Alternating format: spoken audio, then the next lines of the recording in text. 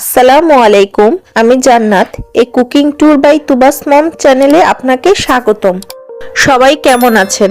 আশা করি ভালো আছেন। আলহামদুলিল্লাহ, আমি অনেক ভালো আছি।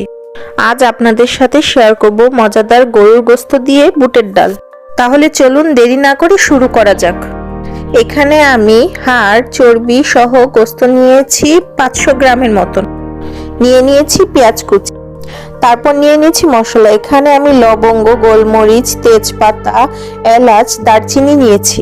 তারপর নিয়েছি বুটের ডাল। আমি এখানে বুটের ডাল 2 ঘন্টা আগে ভিজিয়ে রেখেছি। আপনাদের যদি সময় থাকে 1 রাত ভিজিয়ে রাখতে পারলে সবচেয়ে ভালো হয়।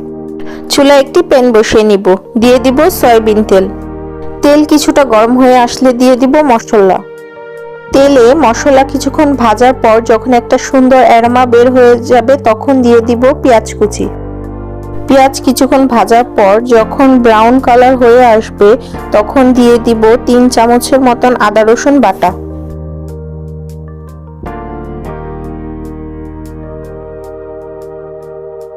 আদা রসুনের কাঁচা গন্ধ দূর না হওয়া পর্যন্ত ভাজতে থাকবো। দিয়ে দিব সামান্য পরিমাণ পানি যাতে মশলা পুড়ে না যায়। দিয়ে দিব 1 চা চামচ হলুদ গুঁড়া, 1 চা চামচ মরিচ গুঁড়া। সবকিছু ভালোভাবে মিশিয়ে নিব যতক্ষণ পর্যন্ত না উপরে তেল ভেসে উঠছে। দিয়ে দিব পরিমাণ মতো লবণ। এই পর্যায়ে দিয়ে দিব গরুর গোশত। মশলার সাথে গোশত ভালোভাবে মিশিয়ে নিব। চুলার আঁচ এই পর্যায়ে হাই ফ্লেমে রাখবো। গোশত থেকে যে পানি বের হয়ে আসবে তা দিয়ে গোশত কষিয়ে নিব। এই পর্যায়ে ঢাকনা দিয়ে দিব। 5 মিনিট পর ঢাকনা তুলে নিব। খেয়াল রাখতে হবে নিচে যাতে পুড়ে না যায়। আবারও কিছুক্ষণ নেড়েচেড়ে 5 মিনিটের জন্য ঢাকনা দিয়ে রাখবো। তরকারিতে দেওয়ার জন্য স্পেশাল একটি মশলা তৈরি করব। প্রথমে কড়াইয়ে কিছুটা পরিমাণ তেল দিয়ে দিব। তেল কিছুটা গরম হয়ে আসলে দিয়ে দিব পেঁয়াজ কুচি। পেঁয়াজ কিছুক্ষণ ভাজার পর যখন ব্রাউন কালার হয়ে আসবে তখন দিয়ে দিব জিরা ও গরম মশলা। 2 মিনিট চুলায় ভেজে তুলে ব্লেন্ড করে নিব।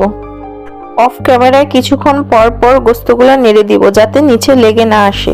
এই পর্যায়ে দিয়ে দিব তৈরি করা মশলা।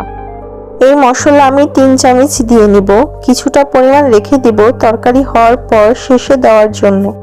এই স্পেশাল মশলাটি তরকারির স্বাদ বহুগুণে বাড়িয়ে দিবে। মশলা তরকারির সাথে ভালোভাবে মিশিয়ে আরো 5 মিনিটের জন্য ঢাকনা দিয়ে দিব।